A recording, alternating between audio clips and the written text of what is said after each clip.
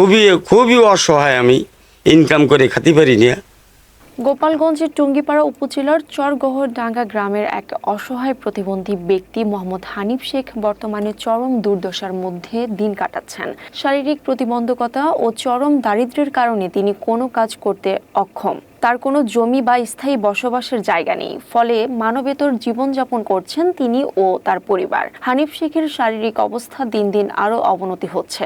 তার হাত পায়ে পচন ধরেছে, যার ফলে স্বাভাবিক চলাফেরাও কঠিন হয়ে পড়েছে।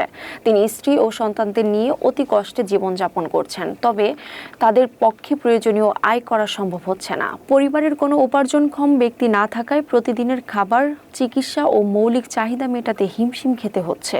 এই পরিস্থিতিতে মোহাম্মদ হানিফ শেখ প্রশাসনের কাছে আবেদন জানিয়েছেন, যাতে তাকে একটি স্থায়ী বাসস্থান ও জীবিকার জন্য উপযুক্ত ব্যবস্থা করে দেওয়া হয়। তিনি মনে করেন, যদি সরকার বা প্রশাসন তার পাশে দাঁড়ায়, তবে তার পরিবার একটু স্বাভাবিক জীবনযাপন করতে পারবে।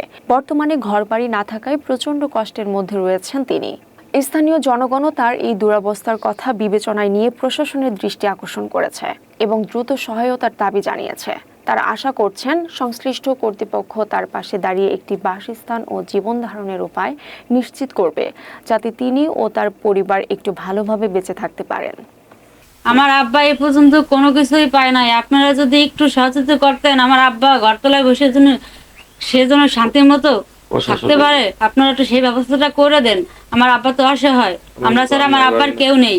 একটা ঘর একটা যদি আমার আব্বা ইনকাম করে খাইতে পারে, সেরকম যদি ব্যবস্থা করে দেন, তাহলে আমাকে পক্ষে ভালো হয়।